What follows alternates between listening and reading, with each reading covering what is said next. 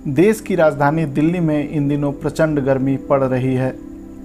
ऐसी भयंकर गर्मी में रोड पर निकलना कठिन होता जा रहा है। हमारी रोड हाईवे की डिज़ाइन और रोड को बनाने में इस्तेमाल होने वाला कंस्ट्रक्शन मटेरियल ऐसा है जिससे कि हमारा रोड स्पेस स्थानीय वातावरण के तापमान से भी ज़्यादा गर्म रहता है। आंकड़े बताते हैं कि सड़कों का तापमान उस सड़क के आसपास के क्षेत्र के तापमान से कहीं ज़्यादा होता है।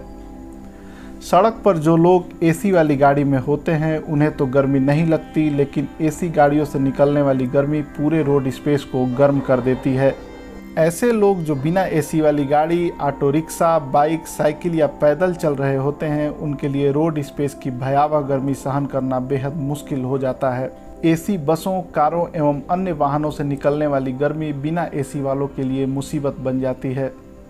यदि देश की राजधानी दिल्ली की बात करें तो दिल्ली के कुल रोड स्पेस का 90% इस्तेमाल कारों के द्वारा होता है, जबकि इन कारों में सिर्फ 15% लोग ही सफ़र करते हैं।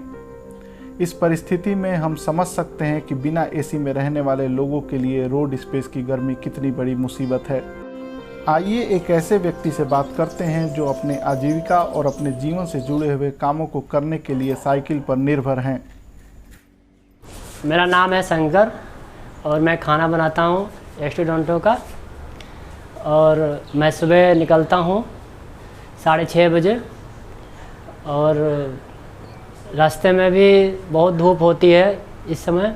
बाकी गाड़ियों में भी बहुत प्रदूषण है जो भी है, और गाड़ी जो एसी वाली भी चलती हैं उसमें से भी हवा बहुत गर्म निकलती है और इन्हीं वजह से बहुत प्रदूषण गर्मी भी होती है। कुल मिला के कम से कम 4-5 घंटे चली जाती है।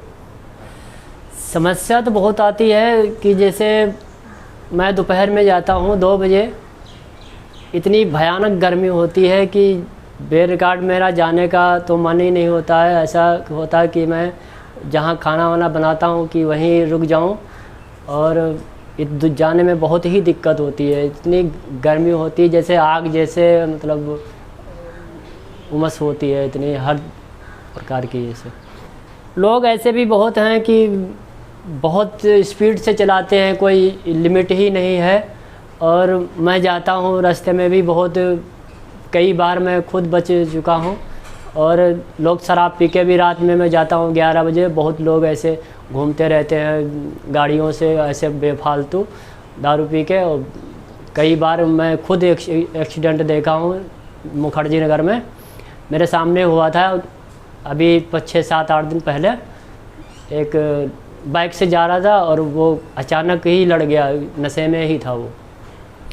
बस में पीछे से तो बहुत ही गर्मी निकलती है, और अगर बस खड़ी होती है लाल बत्ती पे तो मान लो साइकिल वाला कोई भी खड़ा हो, मैं खड़ा हूँ या कोई और खड़ा हो, तो उसमें भी बहुत ही आग जैसे निकलती है। लोग खड़े खड़े और परेशान हो जाते हैं क्योंकि ऊपर से भी धूप होती है, इतनी गर्मी भयानक होती है, और बसों से और भी बहुत दिक्कत होती है।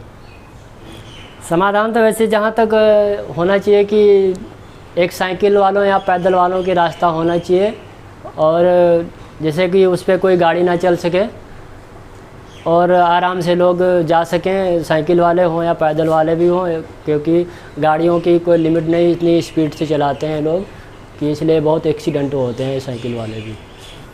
बरसात में तो यही होता है कि जैसे बारिश होती है, लोग बहुत स्पीड से गाड़ी भी चलाते हैं, लोग छिप भी जाते हैं कचड़े में, और वो सुनते थोड़ी किसी की हैं। पैदल वाले भी छिप जाते हैं ऐसे वैसे, और बाकी हर चीज़ में प्रॉब्लम होती है बरसात। वैसे इससे मतलब दिल्ली में जो गाड़ियाँ हैं तो क्या है, मतलब एक घर में जैसे मान लो 2 चलाने वाले हैं तो 4-4, 5-5 गाड़ियाँ हैं।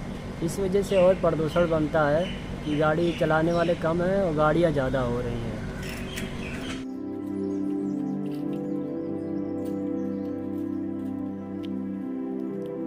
ऐसे ही हमने एक ऑटो वाले से भी बात की। उनका नाम अरुण कुमार है और वो दिल्ली विश्वविद्यालय नॉर्थ कैंपस के आसपास ऑटो चलाते हैं।